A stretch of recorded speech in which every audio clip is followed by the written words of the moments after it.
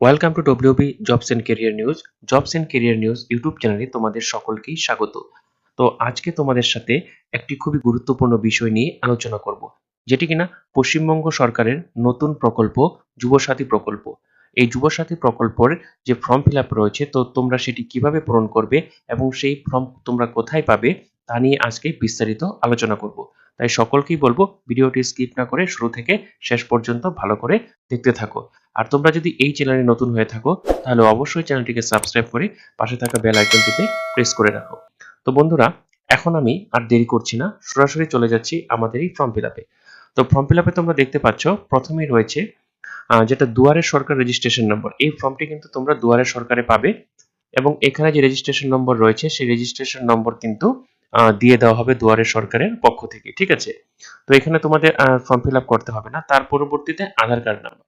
ঠিক আছে, এখানে কিন্তু তোমাদের যে 12 সংখ্যার আধার কার্ডটি রয়েছে, ঠিক আছে, দেখো 12টি ঘর রয়েছে, 1 2 3 4 5 6 7 8 9 10 11 12। এখানে কিন্তু তোমাদের আধার কার্ড নাম্বার কিন্তু এখানে বসাতে হবে এবং পরবর্তীতে তোমাদের কিন্তু সকলেরই একটি রিসেন্ট পাসপোর্ট সাইজের ফটো কিন্তু এখানে কিন্তু সেটি দিতে হবে আঠা দিয়ে। ঠিক আছে, এবং এখানে বেনিফিশিয়ারি নেম, যেখানে তোমার নাম, ঠিক আছে, এখানে যদি নাম হয় সেখানে কিন্তু লিখতে হবে। যদি কারো নাম হয় সুদীপ, SUDIP, সুদীপ সাহা, যদি হয় SAHA, তো এইভাবে কিন্তু এক ঘর বাদ দিয়ে কিন্তু লিখতে হবে। ঠিক আছে, পরবর্তীতে আমি চলে আসি mobile number link bank account. ঠিক আছে, যে মোবাইল নাম্বারটি তোমাদের ব্যাংক অ্যাকাউন্টের সাথে যুক্ত রয়েছে সেটি কিন্তু দিতে হবে। ঠিক আছে, অন্যথায় দিলে কিন্তু প্রবলেম তোমাদেরই হতে পারে, তাই আমি সকলকেই বলবো যাদের লিংক এখনো করা নেই তারা ব্যাংকে গিয়ে লিংক করিয়ে তারপর কিন্তু এখানে কিন্তু তোমরা অ্যাকাউন্ট নাম্বারটি দিতে পারবো। ঠিক আছে, তাহলে তোমাদেরই সুবিধা হবে। তারপরে এখানে রয়েছে বৈধ ইমেল অ্যাড্রেস।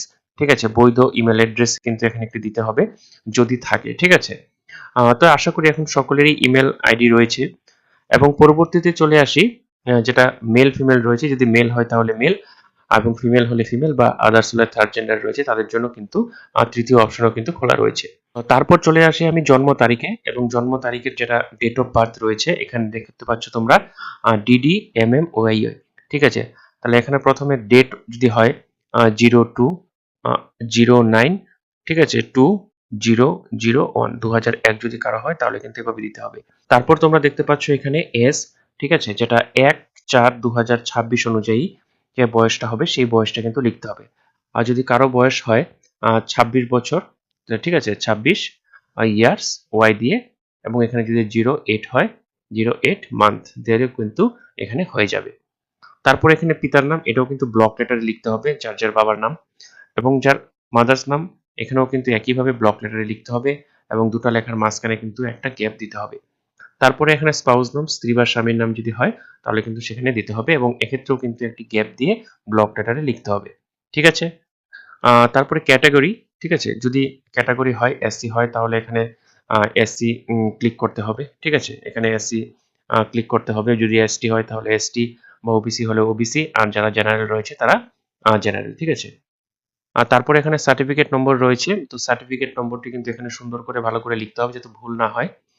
এবং তারপরে চলে আসি যে বৈবাহিক অবস্থা, যদি অবিবাহিত হয় আনমেরিড তাহলে এখানে ক্লিক করতে হবে, যদি মেরিড হয় তাহলে এখানে, যদি বিধবা হয় যারা বিপত্নিক তারা রয়েছে বা তাদের জন্য এটা রয়েছে, এবং যারা বিচ্ছিন্ন সেপারেটেড তাদের জন্য কিন্তু অপশন রয়েছে। তো এক কথায় বলা যাচ্ছে যারা সকলেই কিন্তু এখানে, যাদের যে অবস্থায় স্থিতি হোক না কেন, সকলেই কিন্তু এখানে অ্যাপ্লাই করতে পারবে।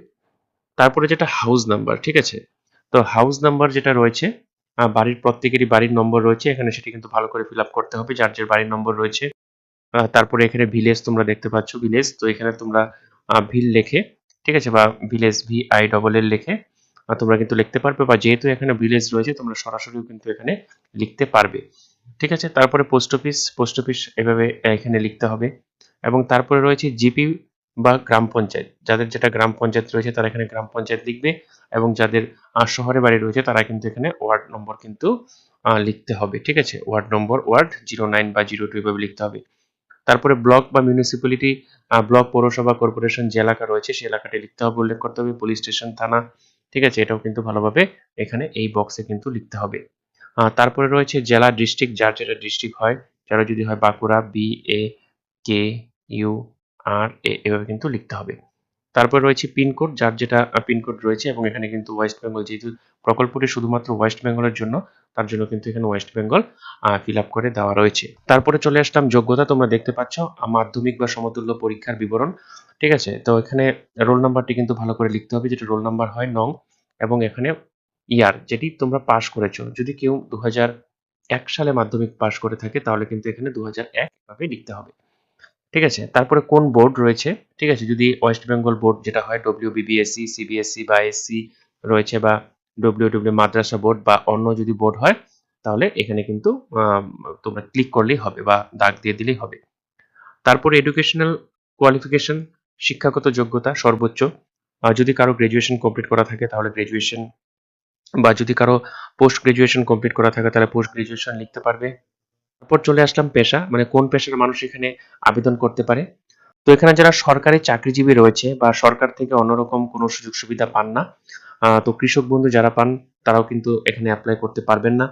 ঠিক আছে, তো তারা কিন্তু অন্য সুযোগ সুবিধাটা পাচ্ছেন। বাকি সমাজের যে প্রকল্পের যে সুবিধাগুলো রয়েছে তারাও কিন্তু এই সুযোগ সুবিধাটি পাবে। ঠিক আছে, তো এখানে যারা মানে বিশেষ করে সরকারি চাকরিজীবী ছাড়া যারা রাজ্য সরকারের অন্যান্য প্রকল্পের যেগুলো রয়েছে, কৃষক বন্ধু, তো এরকম যেগুলো রয়েছে সেগুলো বাদে কিন্তু সকলেই কিন্তু এখানে অ্যাপ্লাই করতে পারবে। এবং এখানে কিন্তু পেশাটা লিখে দিতে হবে। যদি কারো শ্রমিক হয় তাহলে এখানে শ্রমিক লিখে দিতে হবে। ঠিক আছে, বা কেউ যদি হয়, যদি কোনো কাজ না থাকে তাহলে এখানে শুধুমাত্র স্টুডেন্ট বা বেকার লিখলেও কিন্তু কোনো এখানে কিন্তু সমস্যা নেই, এখানে কিন্তু বাধ্যবাধকতা নেই। ঠিক আছে, তো এখানে তারপরে রয়েছে ব্যাংক অ্যাকাউন্ট ডিটেলস, যে ব্যাংকে টাকাটি ঢুকবে। ঠিক আছে, ব্যাংক নেম। তো ব্যাংক নেম এখানে কি রয়েছে, যার যেটা যদি হয় সেটা কিন্তু লিখতে হবে। যদি কারো স্টেট ব্যাংক হয় তাহলে এভাবে লিখতে হবে STATE। ঠিক আছে, স্টেট ব্যাংক অফ ইন্ডিয়া। ঠিক আছে, এভাবে কিন্তু লিখতে হবে। তারপর চলে আসি ব্রাঞ্চ, যে ব্রাঞ্চ রয়েছে। ঠিক আছে, তার যার যেটা ব্রাঞ্চ রয়েছে সেই ব্রাঞ্চ লিখতে হবে। তারপরে ব্যাংক অ্যাকাউন্ট নাম্বার, এটি কিন্তু তোমরা খুব ভালোভাবে ফিল আপ করবে যাতে কোনো ভুল না হয়। তারপরে IFSC কোড এখানে কিন্তু দিয়ে দিতে হবে। তারপরে রয়েছে যে অন্য কোনো সরকারি সাহায্য পান কিনা রাজ্য সরকার প্রদত্ত শিক্ষাগত সুযোগ সুবিধা বা বৃত্তি ছাড়া। যদি পান তাহলে হ্যাঁ লিখবেন, আর যদি না পান তাহলে না লিখবেন। ঠিক আছে, যদি পান তাহলে বিস্তারিত কিন্তু দিতে হবে। ঠিক আছে, অন্য কোনো সরকারি সাহায্য, যারা বেসরকারি চাকরি করেন তারাও কিন্তু এই সুযোগ সুবিধাটি পাবেন, শুধুমাত্র সরকারি সাহায্য। ঠিক আছে, তারপর চলে আসি এখানে কি কি দিতে হবে। ঠিক আছে, তো প্রথমেই বলা রয়েছে যেটা মাধ্যমিকের এডমিট কার্ড বা সমতুল্য পরীক্ষার এডমিট কার্ড, এবং তার সাথে কি দিতে হবে, মাধ্যমিক বা সমতুল্য পরীক্ষার মার্কশিট, শিক্ষাগত যোগ্যতার সার্টিফিকেট। ঠিক আছে, তাহলে এখানে কিন্তু তোমরা এডমিট, মার্কশিট এবং যে সার্টিফিকেট রয়েছে সেই তিনটি কিন্তু জেরক্স করে স্বপ্রত্যয়িত, মানে নিজে কিন্তু সেলফ অ্যাটেস্টেড করে জমা দিতে হবে। তারপরে কপি অফ আধার কার্ড, আধার কার্ডের একটা জেরক্স কপি করে তার মধ্যে নিচে লিখে দিতে হবে সেলফ অ্যাটেস্টেড বাই যার যেটা নাম রয়েছে। তারপরে ভোটার কার্ড, অবশ্যই ভোটার কার্ড লাগবে। তারপরে ফার্স্ট পেজ, ব্যাংকের যে ফ্রন্ট পেজটা হয়, ঠিক আছে, যেখানে অ্যাকাউন্ট নাম্বার লেখা থাকে সেটা। আর তারপর 6 নম্বরে রয়েছে SC/ST OBC সার্টিফিকেট, যাদের সার্টিফিকেট রয়েছে সেটাও জেরক্স করে কিন্তু সেলফ অ্যাটেস্টেড করতে হবে। তারপরে একটা সেলফ ডিক্লারেশন ঘোষণা রয়েছে, সেই ঘোষণাতে এটা তোমরা পড়ে নিবে, এখানে বলা রয়েছে। তো তোমরা সকলে একবার পড়ে নিবে যখন ফর্মটি ফিল আপ করবে। এবং পরিশেষে যার যার দুয়ারে সরকারের ক্যাম্পের যে ডেট হবে সেই ডেট কিন্তু এখানে বসাতে হবে, এবং এখানে কিন্তু তোমাদের রানিং হ্যান্ড সিগনেচার করতে হবে। তারপরে দুয়ারে সরকার রেজিস্ট্রেশন নম্বর যেটা দিয়ে দেওয়া হবে। তারপরে এখানে যেটা নিজের নাম, ঠিক আছে, এখানে নিজের নাম লিখতে হবে। তারপরে সন অফ, ঠিক আছে, যদি সন অফ হয়, ঠিক আছে, যদি তাহলে যদি ছেলে হয় তাহলে সন অফ, যদি মেয়ে হয় তাহলে ডটার, আর যদি বউ হয় তাহলে ওয়াইফ এখানে হবে। এবং এখানে কিন্তু অ্যাপ্লিকেশন নং যেটা দিয়ে দেওয়া হবে, এবং মোবাইল নাম্বার লিখতে হবে, আধার নাম্বার লিখতে হবে, এবং অবশেষে কিন্তু এটা রিসিভ করে দেওয়া হবে। তো এখনই তোমাদের কোনো রকম সমস্যা আশা করি হবে না, কারণ দুয়ারে সরকারে যারা বসবে তারা কিন্তু ফর্ম ফিল আপ করার জন্য সেখানে অনেক লোক থাকবে। ফর্মটি ভালোভাবে যাতে তোমাদের ফিল আপ করা হয়ে থাকে, এবং ডকুমেন্টসগুলি ওনারাই কিন্তু দায়িত্ব সহকারে দেখে ভালোভাবে নেবে, কেননা রাজ্য সরকারের কিন্তু একটা মেগা প্রজেক্ট, সামনে ভোট রয়েছে। তো আমি যেগুলো ডকুমেন্টসের কথা বললাম সেই ডকুমেন্টসগুলো তোমরা ভালো করে জেরক্স করে রেখে দিতে পারো, এবং রিসেন্ট পাসপোর্ট সাইজ ফটো, তাহলে কিন্তু তোমাদের সুবিধা হবে। আর এই ফর্মটি যারা যারা নিতে ইচ্ছুক তারা আমাকে কমেন্ট বক্সে জানাও, আমি তোমাদের ফর্মটি দেওয়ার জন্য ব্যবস্থা করে দিব। আর যদি নাও নিতে পারো তাহলে কোনো অসুবিধা নেই, দুয়ারে সরকার ক্যাম্পে তোমরা অ্যাভেলেবেল এই ফর্মটি পেয়ে যাবে। তো কখন কোথায় দুয়ারে সরকার ক্যাম্প বসবে এবং কিভাবে সেটা হচ্ছে প্র্যাকটিক্যালি সবকিছু জানার জন্য অবশ্যই চ্যানেলটিকে সাবস্ক্রাইব করে পাশে থাকা বেল আইকনটিতে প্রেস করে দিও এরকম গুরুত্বপূর্ণ ভিডিও সকলের আগে পাওয়ার জন্য। ততক্ষণের জন্য ভালো থাকো, সুস্থ থাকো, নতুন ভিডিওতে আবার দেখা হচ্ছে।